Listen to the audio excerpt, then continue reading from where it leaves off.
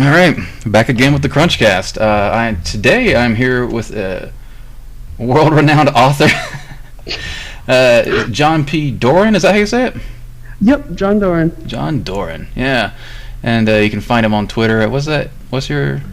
J.O. Doran. J.O. Doran. Of course, CrunchCast. Always check us out on Crunch Studios. You all know that because you're watching it. John is the author of two books that I actually had a chance to review. The previous one was Mastering UDK Game Development, and more recently, Getting Started with UDK. How did you come about getting getting the book deals? You know, it was actually kind of funny. PACT asked me a number of years ago whether I would be able to edit a book.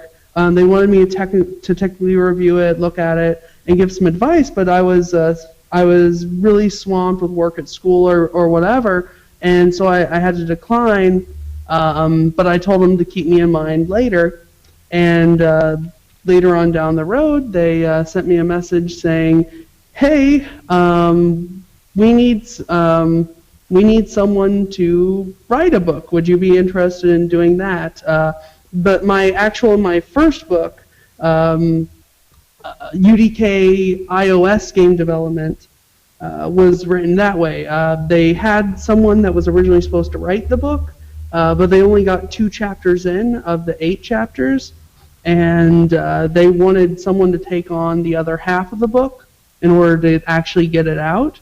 And I said yes to that. I wrote the last 4 chapters, then the other author didn't get anything else in, so they asked me to write the other 2 chapters and then rewrite the first 2 chapters. So right on. I wrote that book. And that's PACT Publishing, for those that don't know, PACKT.pub.com. Yes.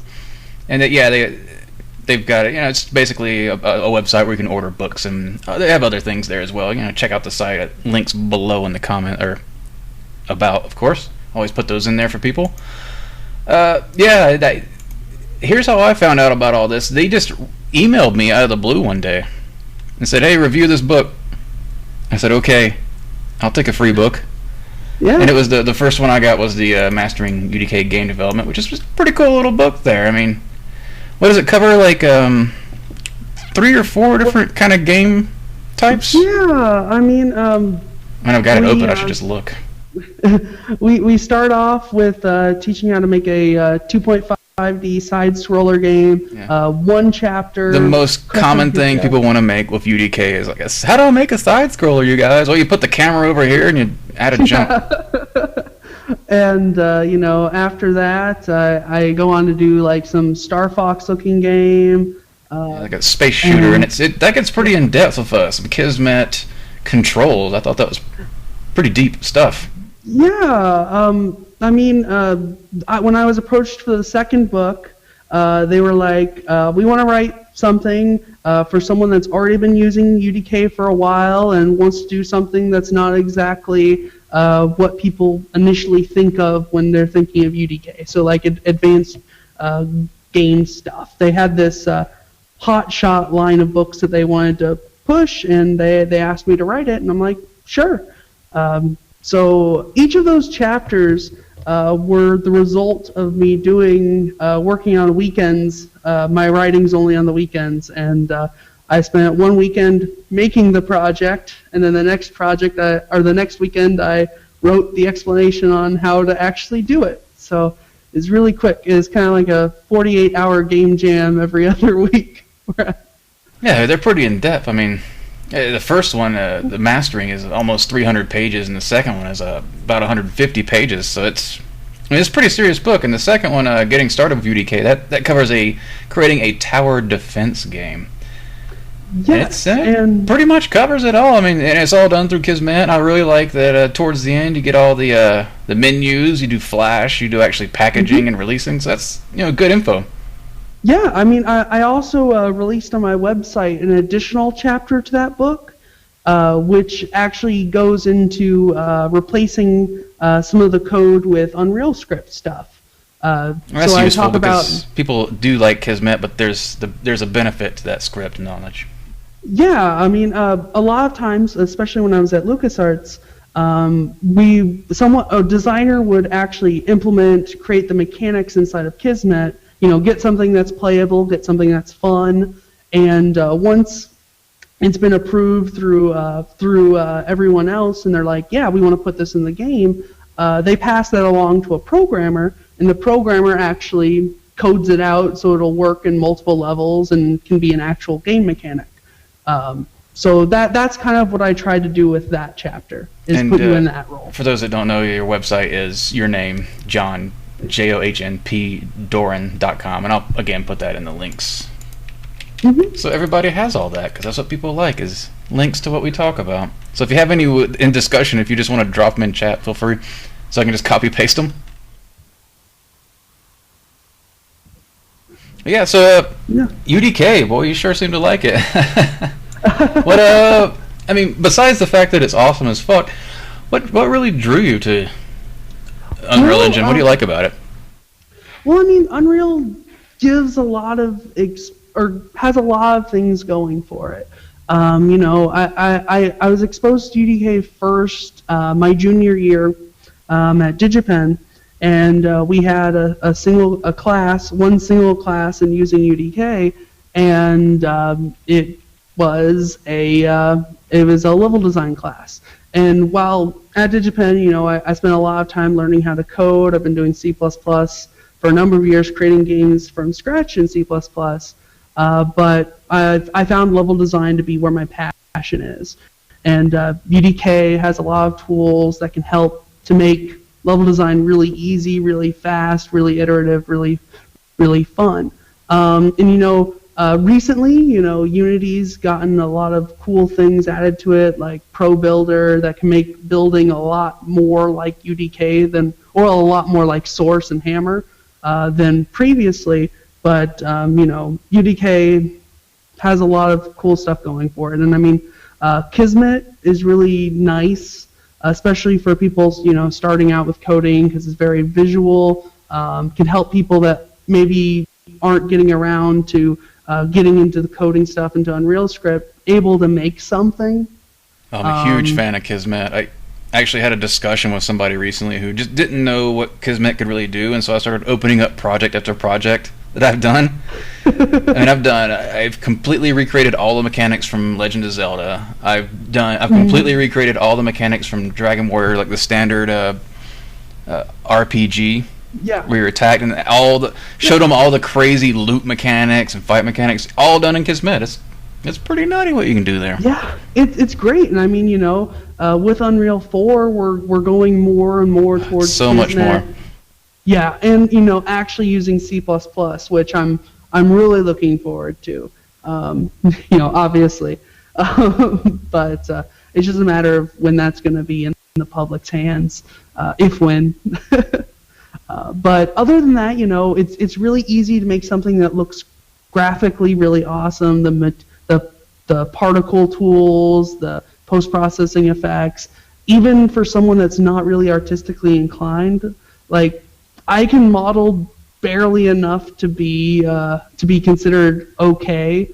But I'm in no way an excellent modeler. But even I can pump something out and make something that looks really good in Unreal. So right, just the rendering enough is you can put something simple in there just to get the job done.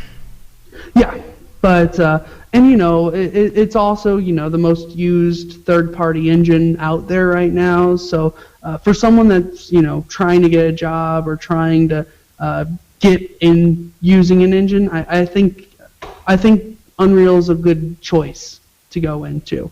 It's so widely used, and it's been around so long. I'm the old guy here.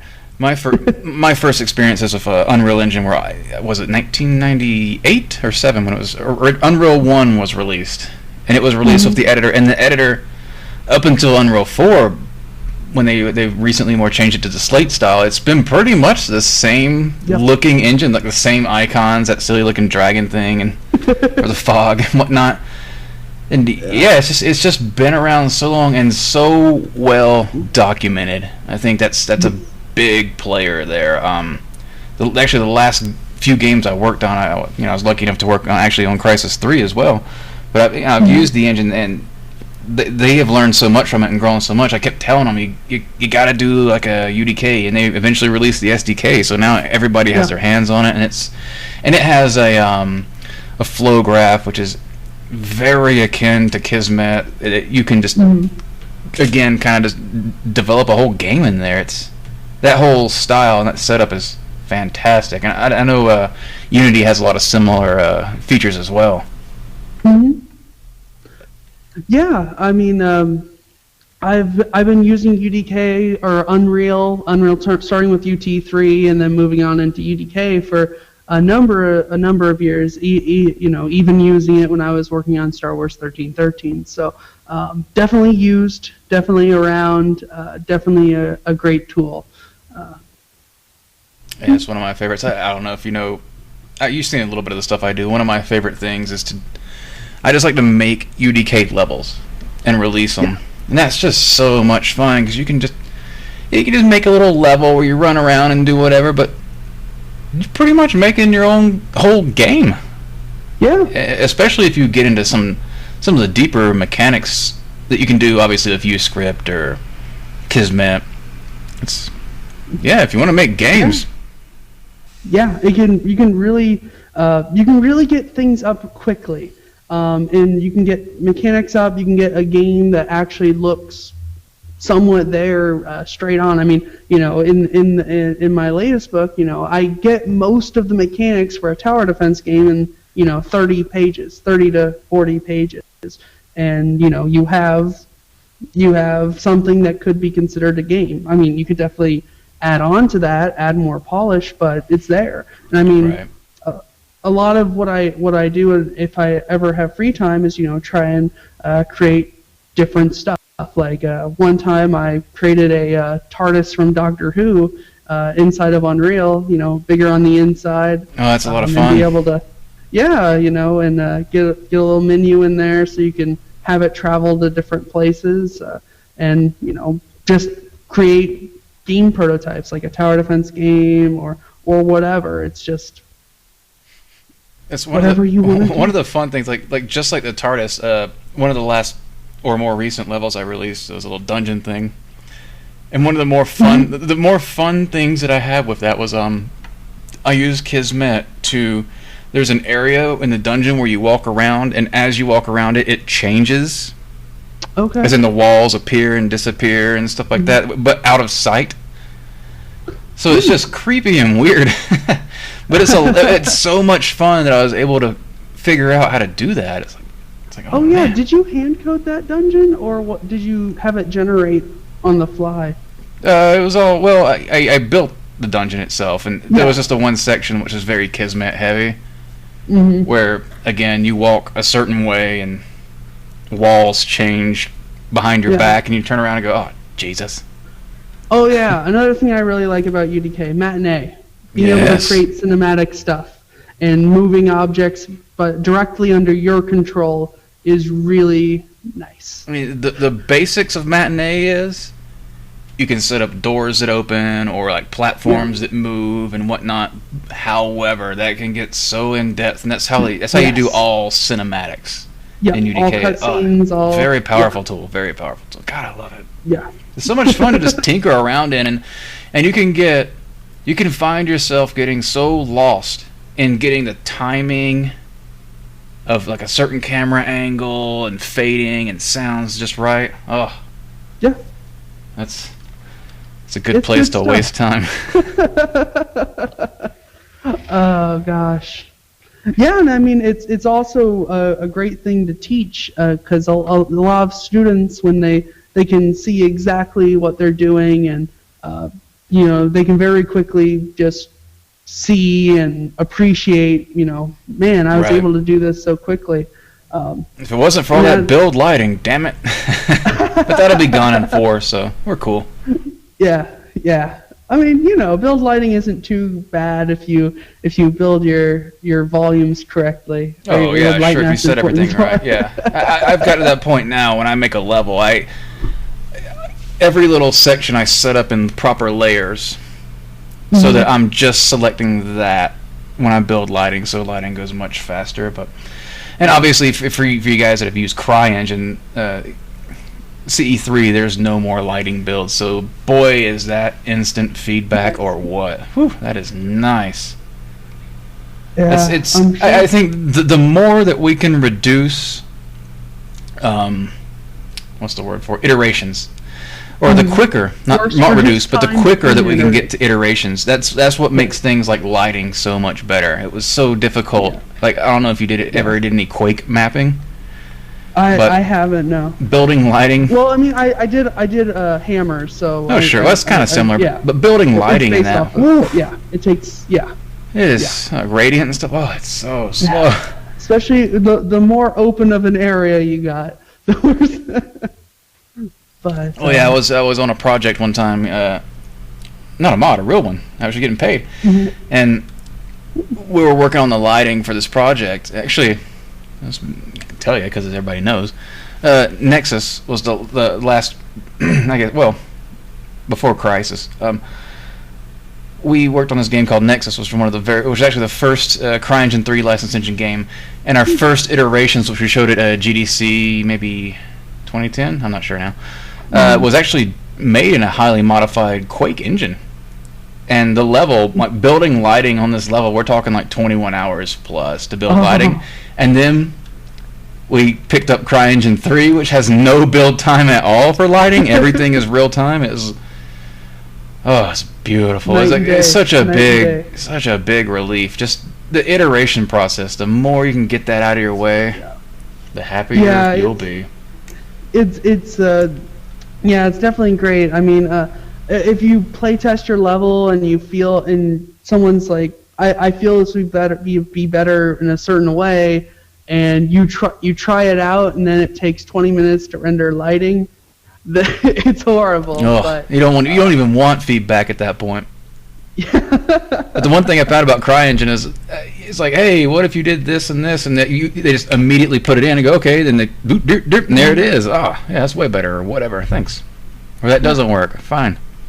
But geez, that iteration process. Well, I mean, I don't see much of CryEngine being used other than with Crytek games. Do you know if do you have any ideas of the reasons why that is? No, there's a bunch of them out there. Really, the only reason it's just like if you would say Crytek versus Unreal, it's just Unreal has been around since, like I said, 1997 or 98. That's the reason. Yeah. They have legs. There's been dozens of console games made, whereas CryEngine, especially 3, is new. So there's questions. Like, does it really work? I don't know. And everybody gave the previous Crysis game, they gave it a lot of flack because it was the thing. When you build a new PC, you're like, well, can it run Crysis? Yeah. You know what I mean? Like, there was a lot of that flack that it had to be this big, you had to have a big computer in order to run it. You had to have a monster to run it. And if you didn't have that monster, you were screwed. But the newer engine runs, and we helped out a lot of guys. That was one of the things we got hit up a lot on, was after we made Nexus and it ran on consoles and ran fine. Companies were hitting us up. They're like, hey, optimize. How do you do it? And that was a thing that we were doing. But that's really the big difference. I would say it's just new, and people are scared of new. Yeah. So, how did you? Obviously, you went to some schooling, but how did you get into games? And feel free to just anecdote for a long bit, as I need to do a quick refill over here. All right. Well, for as long as I can remember, when I was growing up, I was always interested in working on games. When I was a kid, I was using PowerPoint to make games, and eventually I would learn about RPG Maker, and I'd spend hours upon hours building stuff, iterating, trying to build maps, and building on from there. I kept on trying to make games of my own, but I kept failing because I didn't know how to program. The tutorials out there weren't really helping me at all. I couldn't really figure out, okay, I can't wrap my head around this. And so I went to school. I went to school at DigiPen because that was all about working on code from the very beginning. So I went to college to learn how to code, and that's what I did. So after learning how to code, I started working on more and more projects. At DigiPen, we work on a game project every year, working in teams. I also worked on solo projects. Around my junior year, I moved from, in addition to working on C++ stuff, working into Unreal UT3. And I was in charge of a group building a set of 4 levels there, building a third-person platformer campaign. And after that, I fell in love. I spent weekends working on Unreal, learning how the engine worked, building different kinds of mechanics and stuff. And eventually, it led me to working with my buddy Dan Weiss, working on the mod Unreal Demolition, which I worked on for a bit, and I think it won the Make Something Unreal Award for physics one year, which was really cool. And after that, I got a job working over at LucasArts, where I was working on Star Wars 13. I was the only junior person on the team.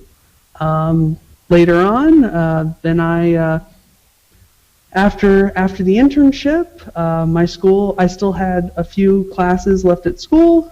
I was looking at DigiPen my school had a campus in Singapore.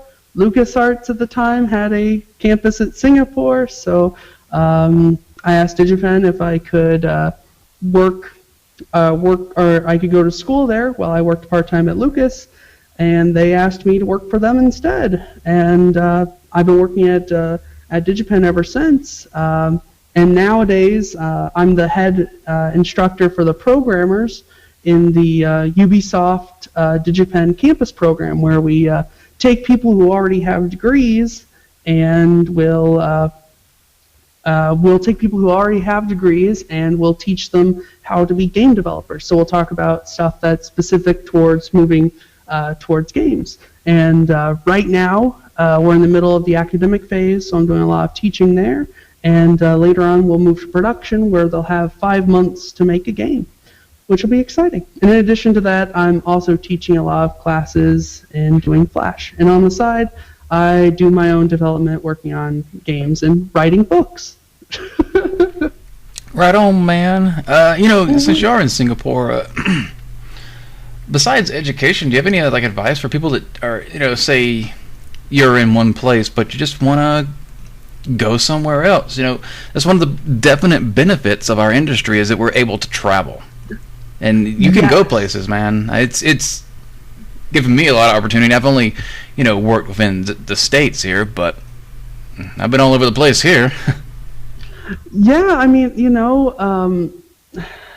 it's being open to opportunities. A lot of people feel like they want to be set in one particular place or another, and they're not willing to move or relocate. It's a silly thing to have in games. I mean, there's only a certain number of cities where games are primarily being worked on. I mean, there are places all over the world where games are being worked on, but there's central hubs where people tend to be. Right, like Austin or LA is a big common hub. Austin, LA, Seattle. Shanghai has a lot of studios. Yes, Shanghai has a lot of studios opening up, and the Singapore government is very receptive to the game industry here, and they're trying to become a hub for games over here. I mean, right now we have Ubisoft over here. We did have LucasArts before it shut down, but there are plenty of other companies blossoming up. I mean, nearby here, Gameloft I know is in Vietnam, and there are a bunch of other companies out here as well. So, I mean, if you are interested in seeing the world, the game industry is definitely a way to do it. It's just a matter of being open and willing to take the jump when someone asks you if you want to go. Well, absolutely. I know we talked about this just briefly before. I had a couple friends that after Jaleco, they went to China and opened up a studio, and then for a few years, and then they went to Thailand and did it, and they had the, my buddy, hey, they had the time of their life. It was just, you're just seeing the world, and you're getting out there. As a game designer, you're able to build only what your experiences in life have given you. So being out in a different area of the world, a different city, whether that's in the country or outside, you're gaining more experiences. You're becoming a more rounded person. Yes, you got to have experience. You can't be a good writer that's had no life experiences. And I listen to a lot of comedians' podcasts, and one of the main things they say is sometimes they'll just put themselves in crazy situations, do things that are wild and nutty just because they get a good bit out of it. It's life experiences. It makes you a better artist all around. Yeah, and that's who everyone that works on a game is, an artist of some sort. Whether you're a programmer, whether you're an artist, whether you're a designer, everyone working on a game is a designer of some sort. And having more experiences just opens you up to the possibilities that life has. So fantastic. So how many places you actually been? Like where were you born? Just curious. I was born in New York, Utica, New York. Shortly after I moved to Kentucky, lived there in Lexington until second grade. Then I stayed in Indiana until college. Went to college in Seattle, Washington. Well, Redmond, but Seattle area. Well, that's nice. The East Coast and the West Coast. That's kind of nice. Yeah, East Coast, West Coast. Then after Seattle, moved to San Fran, where I worked at Lucas. Then after San Fran, went to Singapore, and I still haven't gone back yet, and it's been almost 3 years. That ain't bad. New York, Seattle, San Fran, those are all pretty good, and a little stint there in the South. Yeah, can't complain. And who knows? Oh, yeah, it just keeps going from here, right? Yeah.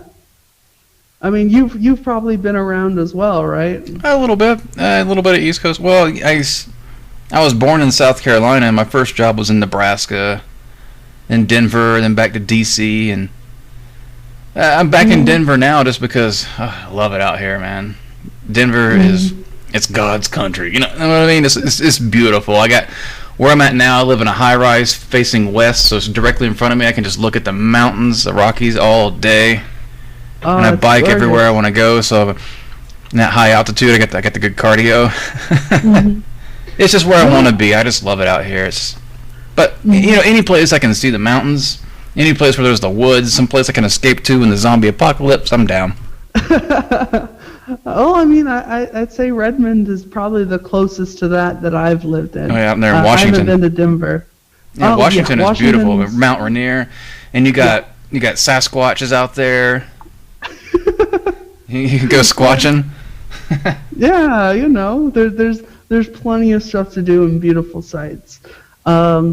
Oh yeah, I also lived in Vegas one summer, but that's a different story. It's fun, but that if you were there for the summer, man, that is a hot place to be in the summer. Yeah, I've been there a few times. The best time I went there was in January because it was nice. It was a good temperature in the day. It got cold at night, but you just throw on a nice blazer or something so you look fancy because you're in Vegas. You gotta look money. Of course. But I also went there one time for July 4th, and not the funnest. It was 100 degrees every day. The fireworks were nice. Yeah. They do everything big there. Oh, sure. I try to get to Seattle. Not so much in the last few years, but there was a while there where every year I'd go to Seattle at least once a year, and it's a beautiful place. It does rain a lot, but it's not as bad as some people say. Well, in Indiana, we had a certain kind of rain where it rained hard, and like you have thunderstorms and stuff. But in Redmond, yes, it does rain. The summer's pretty beautiful, light rain, huh? but it's usually always light rain. Like when I lived in Redmond, I would always just wear a hoodie, and then that would be fine for whatever the temperature would be, 'cause it's almost always the same temperature. And then if it ever rained, just put the hood up, and then you're good to go. Yeah, there's plenty of times I've been there, and even though it would be raining, you just kind of walk around. It's no big deal. You're not getting that wet. And one of the things I really liked is how big the trees are, and the leaves, Yes. like the leaves from these trees are these monstrous tree leaves, just because of all the moisture they get. And it's again a beautiful place. And then, speaking of the Pacific Northwest, there was one time I got to go to Vancouver, which also seems to be a bit of a hot spot for the game industry. Yes. I mean, And again, just beautiful. Yeah. Vancouver is beautiful, and it's surrounded like right there. It's like they have the bay and all that. Oh. Yep. I saw two homeless people get in a fight in an intersection. The things that happen. You'd think with Canada they'd be very polite, but no. Hey, it's where you go, right? No, but I went to Vancouver once as well. I know that Ubisoft is there as well. So and there's a bunch of other companies as well. The guys that did Dead Rising 2, I forget, Blue Rock. Whatever the name is, I'm pretty sure they're in Vancouver. For some reason, I just wanted to say Turtle Rock just because that sounded like it. But they did a different game. They're in dope studio, though, by the way. Yeah. Cool. And they're at, I think they're actually in LA. Oh. Uh-oh. So, the world is an interesting place. And, there's game development all over the place. I know there's a lot of people around here that are getting into game development. I know there's a lot of, especially artists. There's a ton of different artists over here, but it's a good spot to be in. It's a bustling place trying to make its name in the world, I guess. And just to not sound like a jerk, Turtle Rock is in Southern California, and they're the ones that made Left 4 Dead. So I'm a horrible person. They're a very strong studio. Counter-Strike Source, Left 4 Dead. Holy crap, good for them. Good studio, good place to be, I guess, if you can handle living in Southern California. Where the prices are too expensive and everybody's a jerk that doesn't know how to drive. It's true, you ever go there? Woof! The driving there is brutal. 8-lane highways, people just drive slow. I meant Capcom was in Vancouver, who is the guys that... Yeah, never mind. Sorry. That's all good. Hey, you gotta do what you gotta do. So, hey, what's it like out there in Singapore, for those that don't know? Well, Singapore is a bustling small country that's a very much like a large city. We're located somewhat near Malaysia in Southeast Asia. It's kind of a I've heard it referred to as Asia for beginners by some people in the U.S. It's a nice starter place for people that are interested in Asia but aren't like they don't know another language. Singapore, one of the national languages is English, so a lot of people know the language. They can speak it, or they can understand it well enough. So it's a nice place. Lots of great food. It's hot a lot of the time, but it's very high humidity, bustling. tropical area. Yes, and if you like shopping, Singapore has a lot of malls. But it's the home here of our campus, our Singapore campus over here at DigiPen. And we've got Ubisoft right nearby, and Double Negative, and a bunch of other tech companies. It's a good spot. What was it, like, their main exports was rubber? Singapore has a ton of imports. It's right on the equator as well. Holy shit. It's a pretty hot place, but the city is so dense and there's a ton of people living here, a lot of high-rise apartments. One of the advantages to Singapore is the fact that it apparently can't get earthquakes or hurricanes because we're protected by islands around. So they build buildings very tall.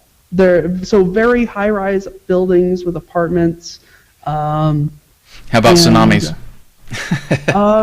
Not that I've noticed so far, but it's a good place. If you're okay with staying inside sometimes, or if you're willing to get some sun, it's not too bad. I'm pretty closely related to, pretty closely located to Australia. You ever just wanted to kind of visit there? I've always planned on going, but I haven't yet. I've also wanted to go to Hong Kong, but it's just a matter of getting the time to. Preparing classes and teaching takes a lot of time away from me. So any free time I get, I'm usually working on something. Yeah, so much of Asia. There's so many cool places that I've never been, but I want to go. Obviously, visiting Japan would be pretty dope. Yeah, I gotta be a little careful since Fukushima and all that. But I was lucky enough to back when I was a lead at Mythic, we had a group of guys out in Shanghai that I managed, as well as a bunch of groups in a small group of guys in Hyderabad, India, which is and again, both very interesting places. And I mean, that's right near. It's actually Malaysia is what you call it, a peninsula, just off of Thailand. Yeah, I mean it's. I guess that counts as a peninsula. I don't know. I'm not a proper geographer. But I don't have a map on me, but I mean, we have a lot of countries right nearby. Crossing countries is kind of the same as crossing states in the States, where it's not too big of a deal. A lot of people do it. I know a lot of people will spend a weekend at Bintan or Batam or Phuket or one of the other many, that are around the area, going to Malaysia, because a lot of countries outside of Singapore, things are cheaper. Oh yeah, actually Malaysia is actually the peninsula, I guess. Well, is Singapore the island? Shit, I'm looking at a map and I don't even fucking know. Okay, Singapore. Okay, I got it. It's really small. It's right on the tip. It's right on the tip, according to the map. The whole country in I think about 2 hours, so it's not very big, but there's a lot of people that want to come here. So there's a lot of high-rise buildings. Things are expensive here. Housing in particular is very, very expensive.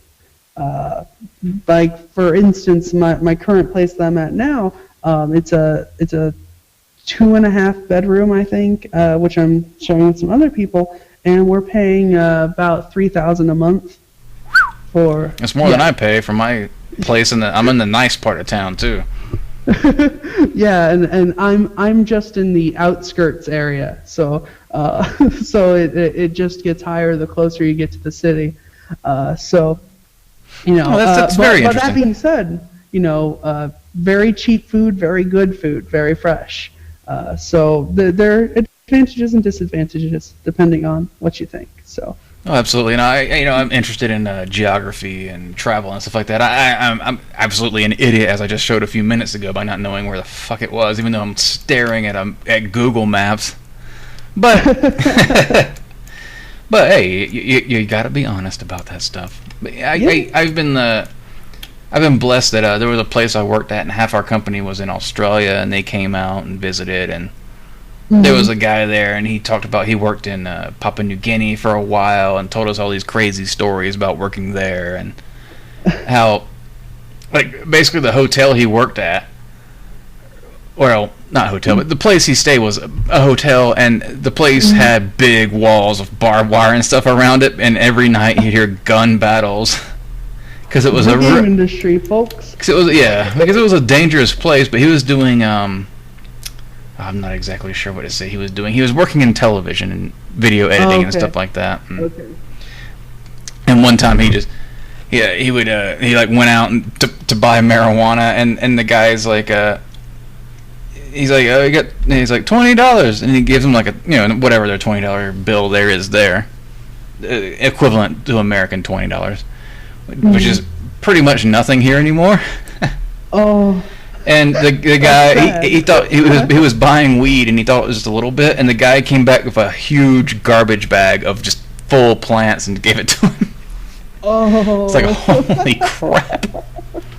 But honestly, that's what Denver's like these days anymore, if you know what I mean. So how are the laws out there? I know we talked a little bit about people know Singapore. Singapore got famous in the United States a few years back because of the young American man that went there, and he was an asshole, obviously, and he did some graffiti or something, so he got the canes. So they're a little strict, but it reduces crime ridiculously. Yes, Singapore is very safe compared to other countries in the area. Very low crime. Low crime doesn't mean no crime, but very low crime in the area, and that's partially because of caning and also large fines should you be found to do anything that's poor. Sure. I mean, that's brutal, but at the same time, it seems to be effective for them. Yeah. I mean, I haven't gotten in trouble yet, knock on wood, but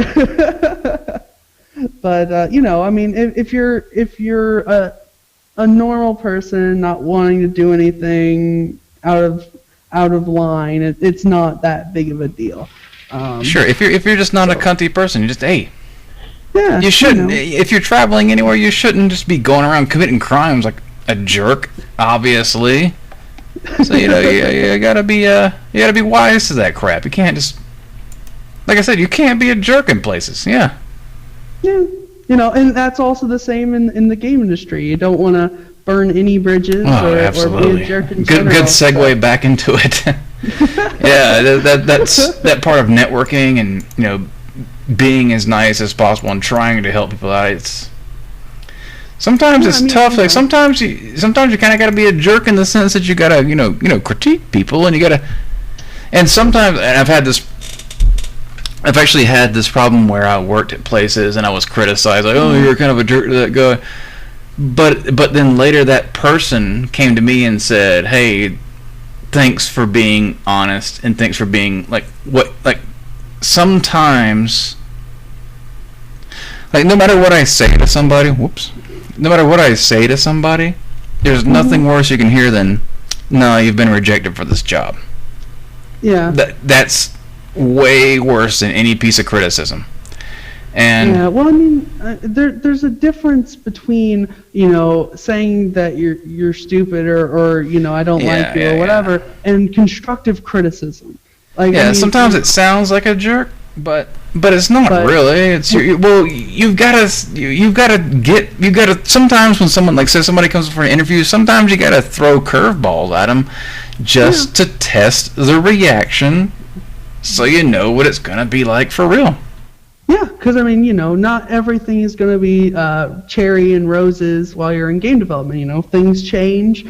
Things that you may expect to be happening, like, this week I'm going to do this. And then all of a sudden you're like, this code's broken, you have to fix it, then you have to change your plans. And are you going to freak out about it? Or are you going to have a proactive attitude and be like, okay, I don't know how I'm going to go about this yet, but this is going to be my attempt at solving it. Absolutely. And, it gets brutal. It can get really brutal. And if you're, that's a big art issue, I would say, is that you can't become attached to your work.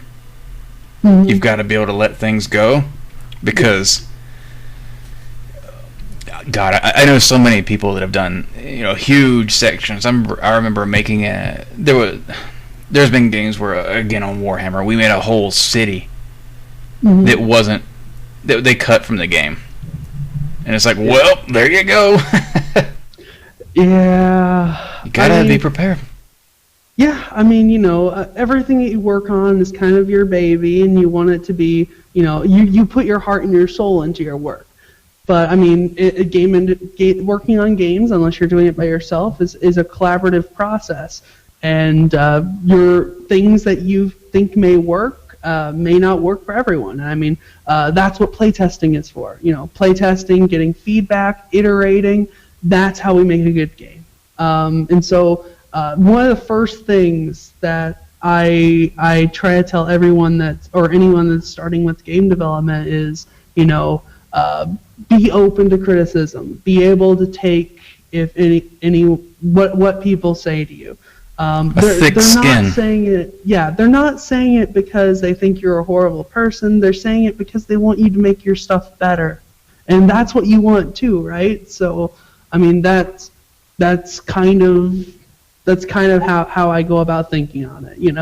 You get something, you get feedback on it, and you change in the next version. You try to always be better than what you were before.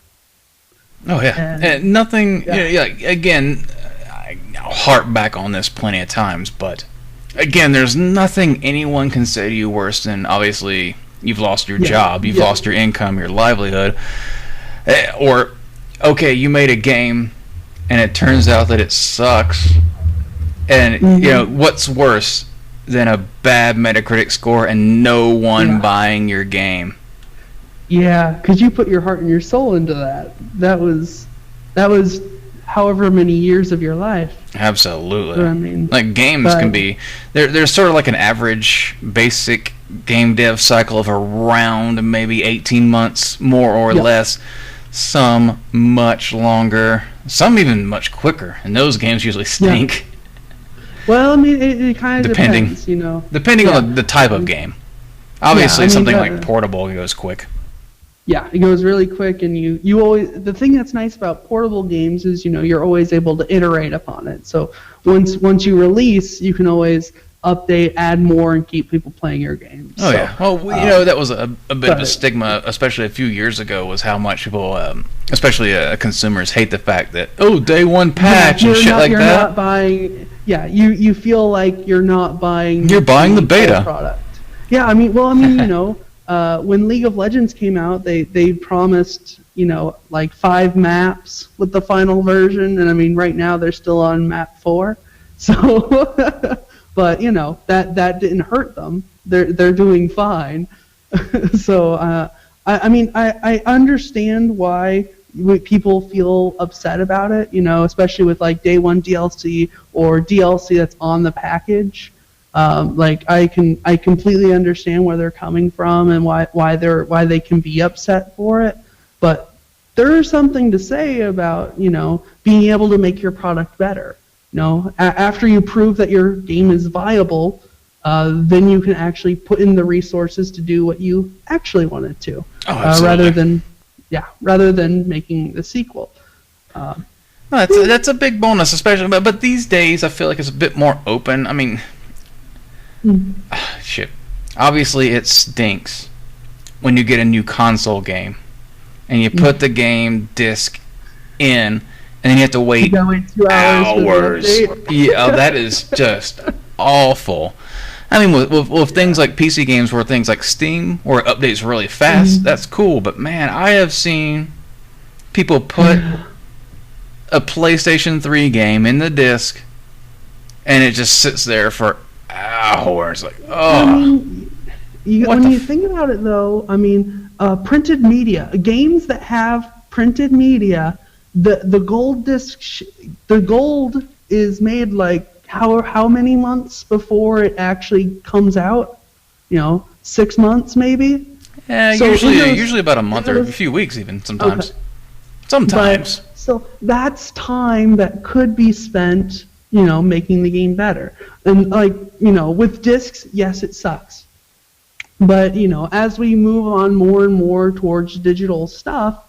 That time is you will lose that 2-hour time, but we'll see how it works. It's getting better, definitely. Consoles.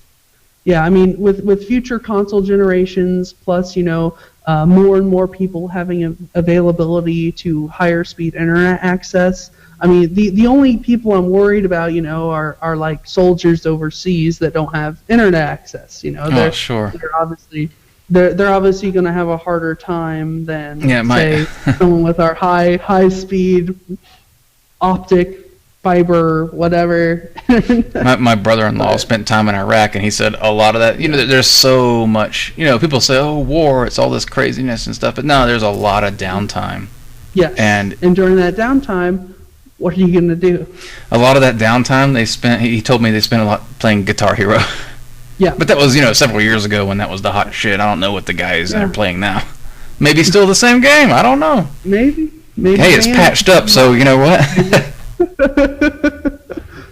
Oh gosh, but it looks to be like an interesting future, and I see good things on the horizon for game development. But I haven't had a I mean, I have my consoles in the U.S., but I haven't played on my console for like the past 3 years. So neither have I.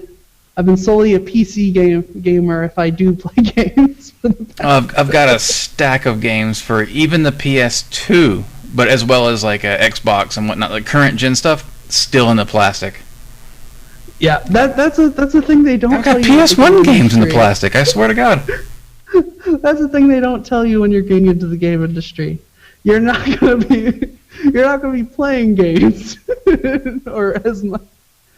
Oh god. Well, sometimes you are, buddy. I tell you, yeah. If you're working on a product, there's a good chance you're gonna be playing it a lot. Yes. I mean, you're your first tester, right? So, you're gonna spend 10 times as much time working on or 10 times as much time with your game than than the hardcorest person working on your stuff. Oh, absolutely. I've found myself, there's been a few products I've worked on where, I try to, if I'm making an actual game, is to get passionate about it. I always hate when I'm working with guys and they vocally dislike the product they're working on. That, to me, I feel like that's a little unprofessional. I feel like if you don't like it, then you should find the people that made what you don't like and talk to them about it. Again, there's been plenty of times I've worked at places where I actively salt out the people that are this is the guy that makes this, and I say, hey, here's something I notice. It doesn't blah blah blah, whatever specific to that product, and you can tell people things, and they go, I didn't even think about that, or they didn't even know that it was broken or had a bug or whatever they thought it. You know what I mean? Like that, you got to be passionate about your product. Yeah, I mean, we have the best job in the world, at least in my opinion. We get to the least dangerous. We sit at a desk all day. Well, that's true, but I mean, we're working on games for a living. We play. I mean, it's hard work, but we're making things for the enjoyment of people. And I mean, even if the project is something that we might not necessarily think is the best game ever in our minds, someone is going to think that. We're making someone's favorite game. And whenever I'm working on a project, I go in with the idea that, hey, this is going to be someone's favorite game, and I want to put in as much effort as I can to make the project as great as it can be. Now, I guess it's important when working on projects to think of what kind of things that the person is going to be. What kind of things that the person playing your game is going to like, and go from that. And I mean, what is it that brought each of us into the game industry? It's our passion for what the work that we're doing is. I mean, if you're not passionate about working on games, you're going to have a hard time in the game industry. Yeah, what you said there about the gamers, that love the game. It's a very true point. It's something I've run into quite a bit. Is that it almost gets weird. Like say you're working a show, right? Like a PAX or GDC or E3 or whatever. Yeah. When gamers get really into a game that you played, and they love it, and I love that. I mean, but the understanding that passion and knowing how to accept that it takes a lot of experience. It takes time. When you're first into it, you might possibly patronize them, but that's the wrong way to be. Maybe. I'll tell you, I was at a recent show. Recently, a little while back, CES, and we had a guy that got so into our game, and he just stayed there playing it for hours, and we loved that because we didn't have to demo the game because he was playing it the whole time. What a benefit! But also, fans get really rabid too, especially if you're in like a major franchise. Yeah. They get rabid, like a Star Trek or something. Yeah, I mean, people sometimes they either love it or they hate it. But either way, they're showing a passion of some sort. And having someone, I think having someone feel for the whatever product you're working on, whether it's really good or it's really bad, shows that you got something out of them. And I mean, that's kind of what we're trying to do. Right, like good or bad, you're getting a voice, you're getting a reaction. Yeah, I mean, I don't expect every person to like every game that was made. I mean, the same audience that likes something like, Gone Home may be different than the audience that would like Call of Duty. Yeah. I mean, there's nothing wrong with that. We're catering to what our audience wants. What our audience for each particular game is, and we're fulfilling different niches that people want. So. Oh yeah, absolutely. Passion is such a strange thing.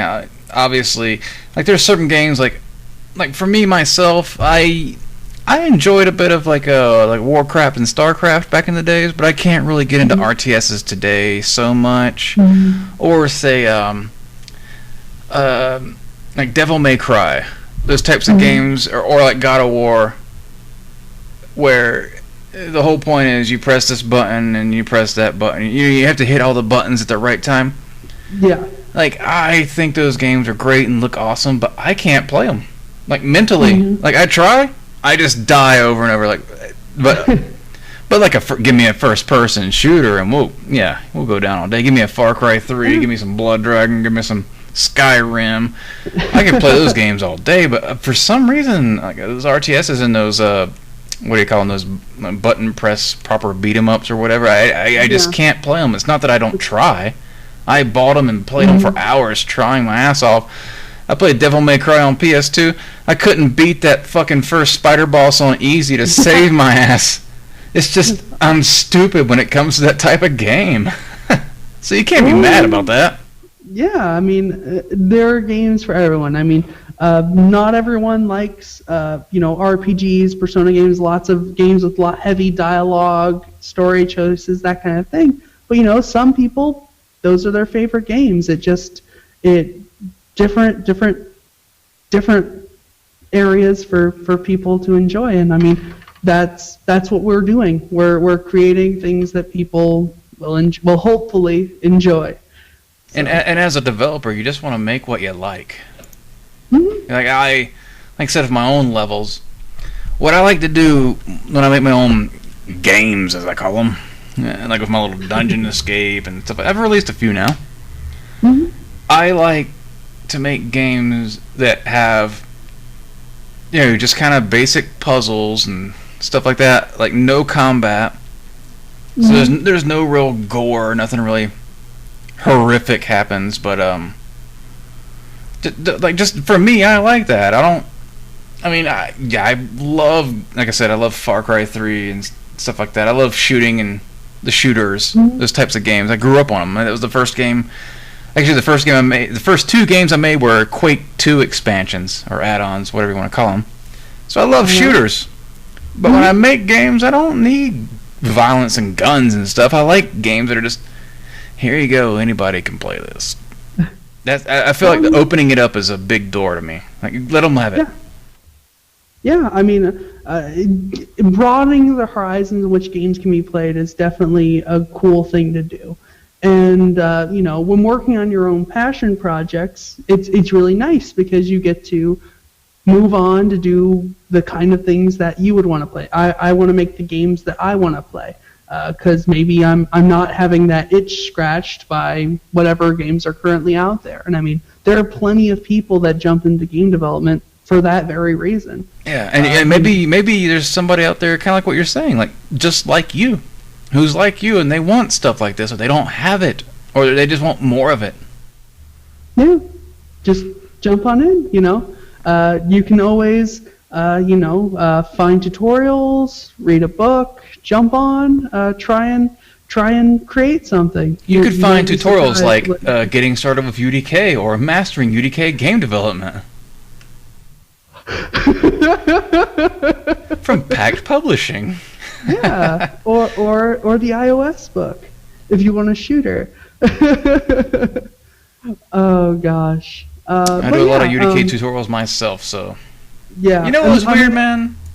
Mastering UDK development, they asked me to review that. A lot of guys were kind of negative on those reviews. Did you see that?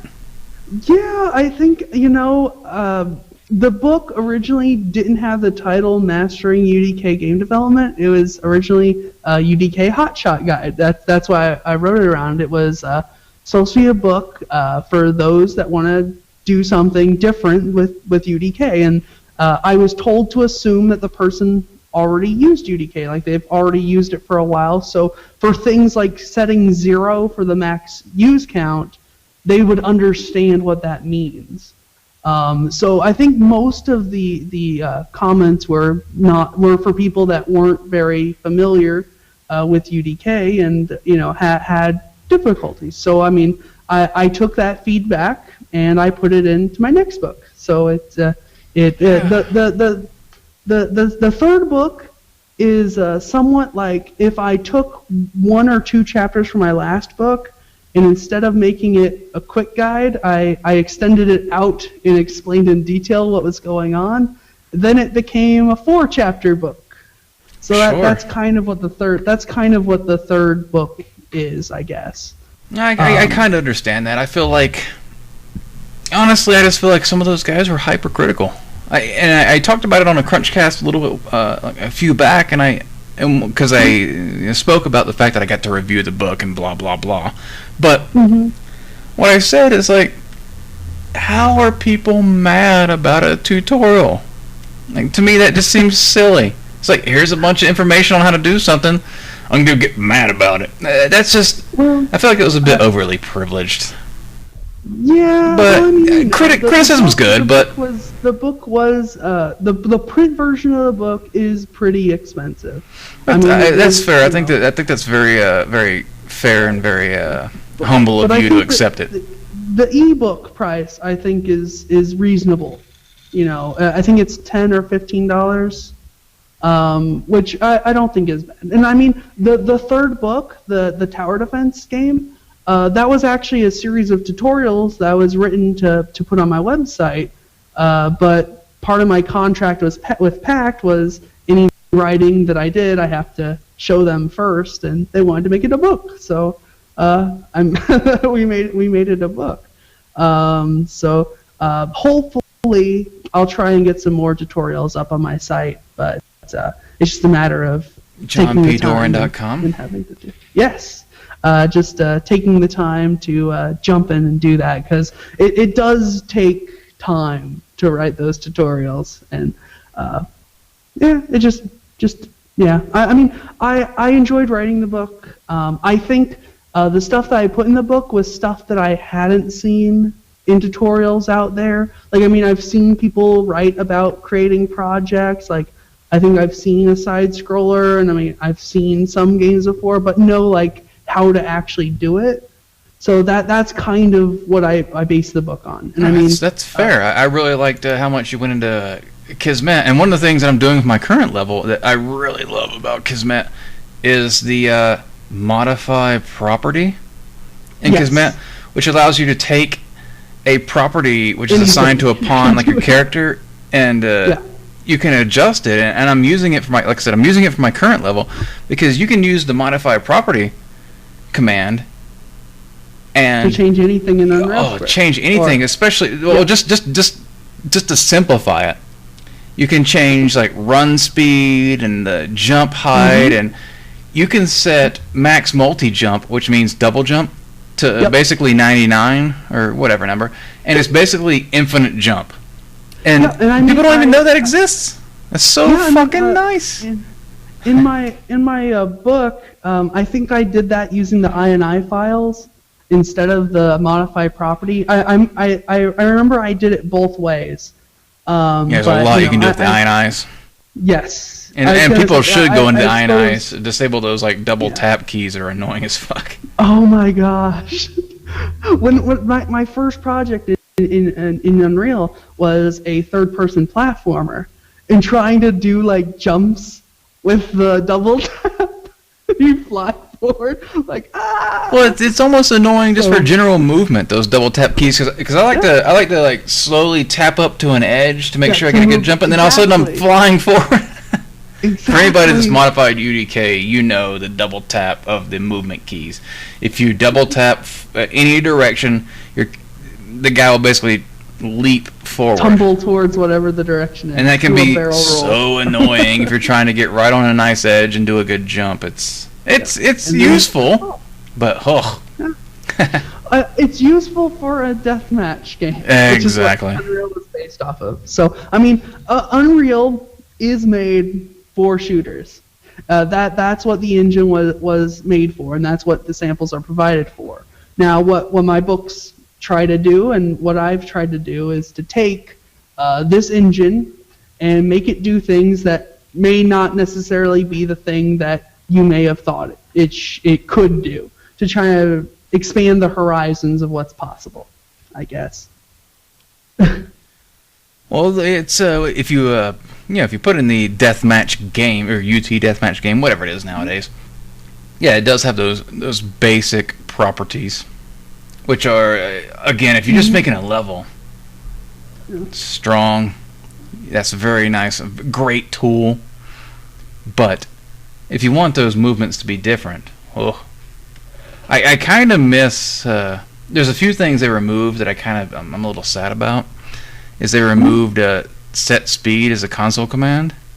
Yeah. And I mean, you can add it back. Oh, you can use it now with the modify property. You can actually use the modify property to use that. But what I used to do, and there was a level that I created and I never released. It was more of a test bed than a final level, and I made speed pads that would do that. Where once you walked into the vicinity of the pad, I'd change the set speed. Yeah, so obviously for a period of time or something. Yes, and obviously now you can change it. I couldn't tell you the speed right now, but I've got it in my current level.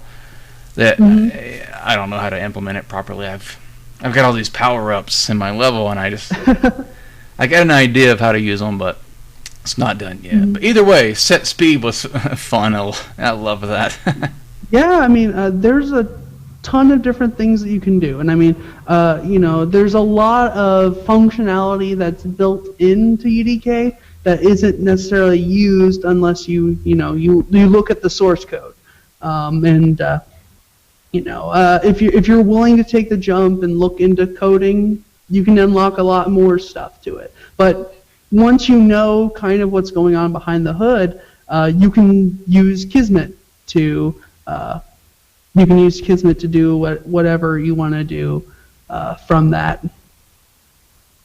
Yeah, and again, Kismet, for those that don't know it or don't have much basic experience, again, it's the basic shit. You can open doors, moving platforms, anything that moves, is Kismet. And by that I mean Matinee is part of Kismet. Yeah, so when I think Kismet in general, I like to say that that's more level-specific behavior. So not necessarily things that you want to use multiple times, like a game mechanic. But for over things maps. Such as, but for something like spawning enemies, when you reach a certain point in the level, you want to trigger to have enemies show up, or you want to have some kind of cool event like in BioShock when the plane crashes at the very beginning into any big sequence that would be like a matinee or a cinematic. Yeah, or like the Scarecrow fight in Arkham Asylum, all that kind of stuff can be done in Kismet. So if it's just for one specific level, or it's like something like a door, like something that you're able to make a prefab of and you can use multiple times in an easy way like that, I kind of go with. They're the best. Prefabs are the best, but they're also broken as crap. Sure. Well, I mean, the thing with prefabs is, the person that worked on prefabs I don't know what I can say. But anyways, prefabs are not being worked on, so if there's a bug in your prefabs, it won't get fixed.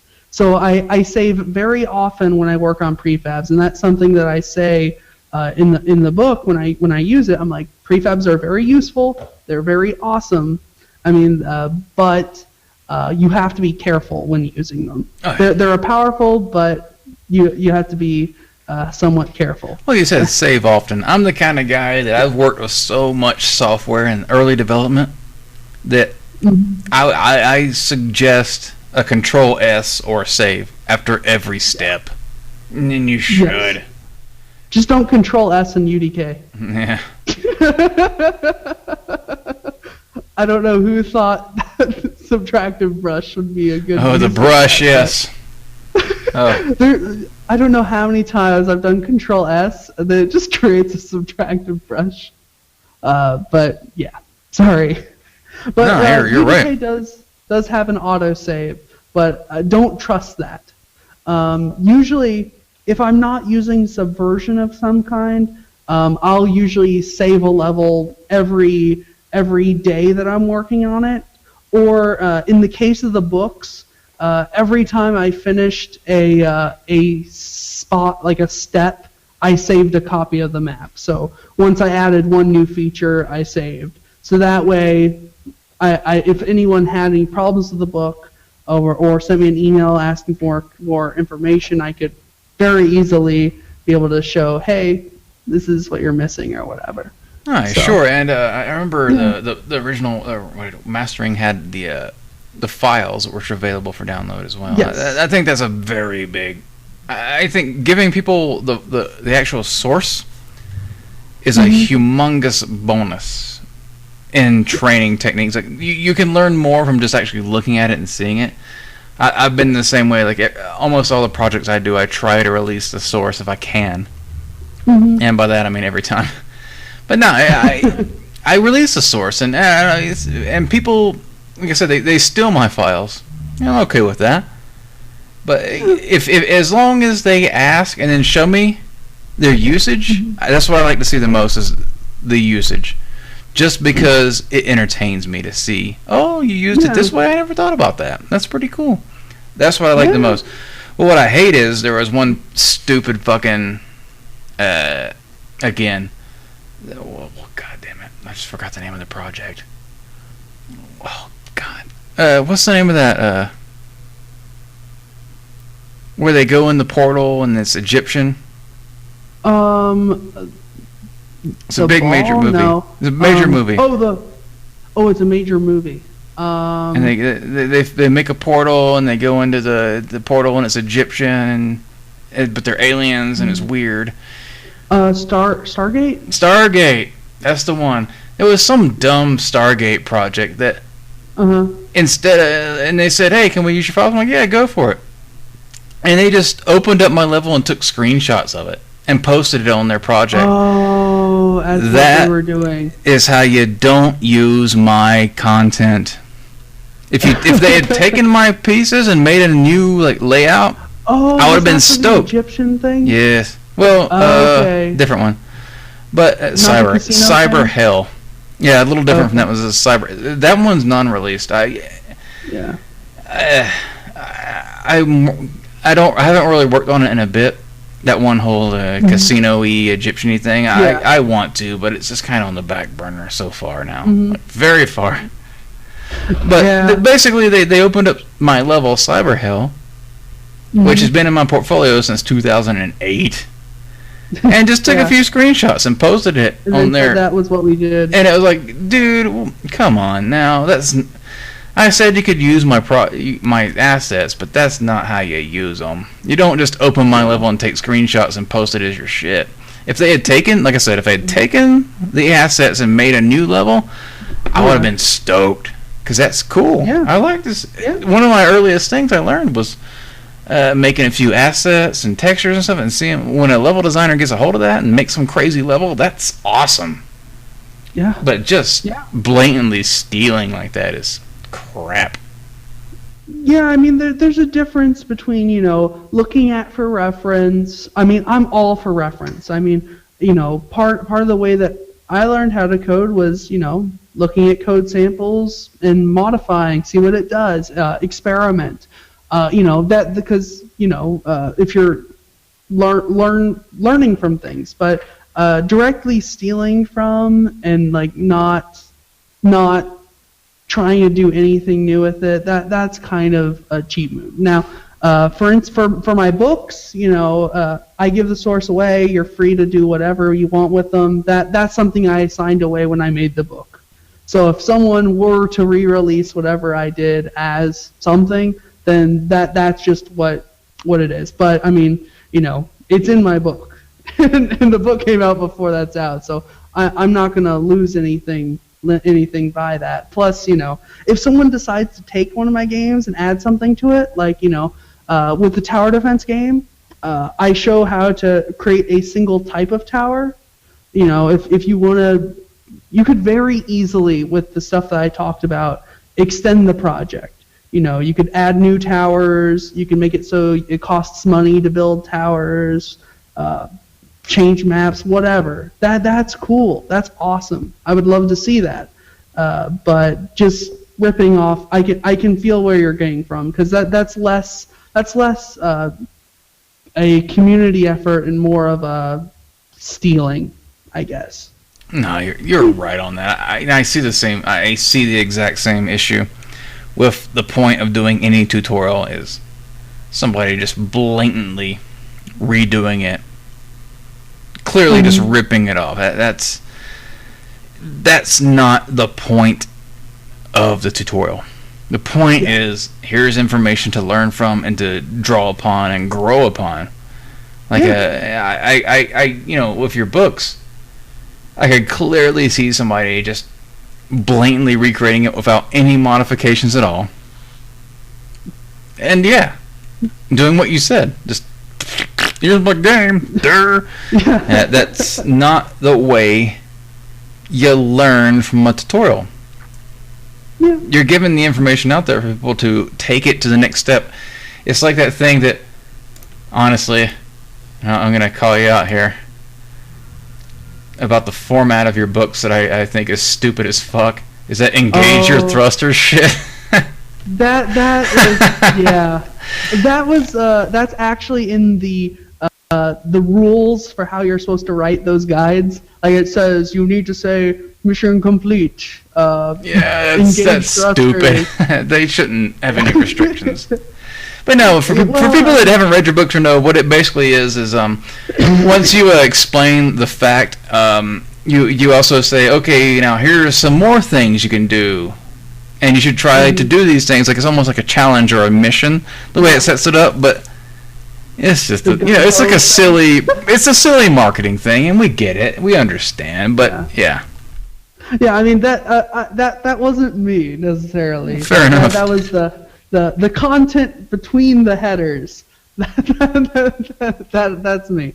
But I mean, if you're working to create a book, you're trying to fit within their framework. Like my third book, I had a bunch of other content that I wanted to put into my tower defense tutorials, but I had a 140-page limit. So I tried to cram in as much as I possibly could, while still being very clear in that small size. And I try to give more content to that, on my site and stuff, but it's just a matter of when you are working for a company, you may not necessarily be doing things exactly the way you want, but that's how the game industry works as well. If your game has a publisher, you're going to be doing things based off of what the publisher wants. And sometimes, you may be working with a great publisher, and they may say, we like what you're doing, keep going. And sometimes they may be like, yeah, no, we want you to do it this way. And you kind of need to roll with that. Yeah, and you can't just be like, hey, fuck off, I'm doing it this way. Yeah, I mean, if someone's paying you to do something, you kind of lose. There's a little bit of creative control because, hey, I mean, yeah, everybody wants to say, I'm the artist, I'm the man, I'm telling them what to do, all this crap. But nah, sometimes you just gotta make the bucks, and it's not a issue of some people say, no, it's not an issue of selling out. It's just you gotta live. Yeah, it's your job. I mean, and even if it's not your job, I mean, if someone is, I mean, when writing a book, you need to write it in such a way that it can capture your audience. Like, again, my third book's original title was UDK Tower Defense. And for like SEO reasons or whatever, they changed the name of the book to Getting Started with UDK. Now, that adds the connotation that that's an entire guide towards UDK in general. Right, and that could lead, again, to the previous book, had a little bit of weird reviews, because it was Getting Started with UDK. No, it's this guy telling him to do a tower defense, duh. Yeah, it's just, I understand where you're coming from. It's a technically a misinterpretation. Which I tried to dispel in the first chapter book, which again is completely free. For all my books, I make the first chapters free. So by the time that you read that, you should have an idea of what the book is going to have. So if you I encourage everyone, like whenever I buy a book, I always, if it's on Kindle or whatever, I always check it out first. I make sure that, hey, this is content that I actually want. I read the back. So, we work within what confines we had. And I mean, working with Pact was great. They were very responsive to changes I made. In the second book, I was very busy, so I wasn't able to edit as much as I was in the third book. So I think the book may have somewhat suffered from that. Because once I write the book, they get passed along to editors, and those editors make changes to the book for like trying to make it more readable or whatever. But sometimes what happens is they change variable names, and variable names are not meant to be changed. Because that's when it breaks. That breaks the tutorial. Exactly. So my first book, I didn't have a problem with that. The second book, I think there was a little bit. I went in and I fixed it, like as soon as I knew it. But for the third book, I was much more attentive. Like, no, this needs to be changed, because I was too trusting for the second book. So it's just an iterative process. But they were great to work for. I had 2 weeks to do every chapter. Only got to do 4 days for each of them, but I got everything in on time, and if that works well, it goes and gets published, and it was a good experience. Well, sure. So I still think they're both pretty solid books as far as someone's considering getting into UDK, mastering UDK development, and getting started with UDK. Both can be found on Pact Publishing or PACKT, pub, PUB.com, and as well as on Amazon. Yep. If you're interested, I have a chapter up there. If you want to, if you want to see more than just that chapter, I have an additional chapter up on my website that you can take a look at. JohnPDoran.com. And and if you're interested in seeing what the final products look like, you can also download the source code from PAC's website. So I mean, you know quite ahead of time what you're going to get. Hopefully, if you're interested in doing more with UDK than just first-person shooters, and want some little ideas of things that you can do with Kismet or with Unreal Script, might be something worth checking out. Oh, fair enough, man. Like I said, I liked it, and F the haters. And by F, I mean fuck. Because we have no censorship here. But yeah,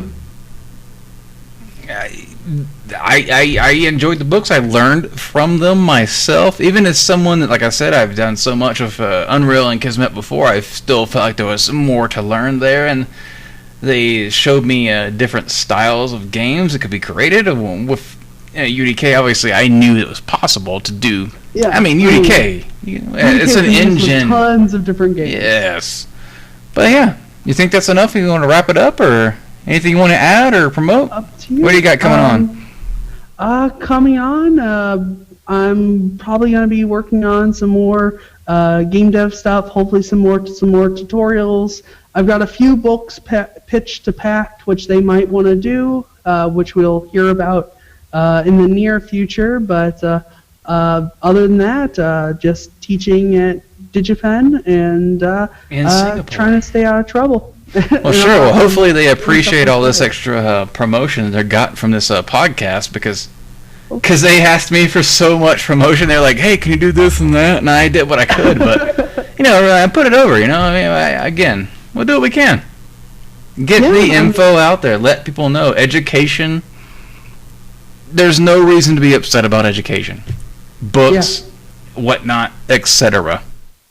Yeah. Sounds good. All right, so we're going to wrap it up now. Thanks for watching. John P. Doran at Twitter, Chris Holden Dev, CrunchCast.com, or CrunchStudios.com. All that crap. Thanks, guys. All right, thanks.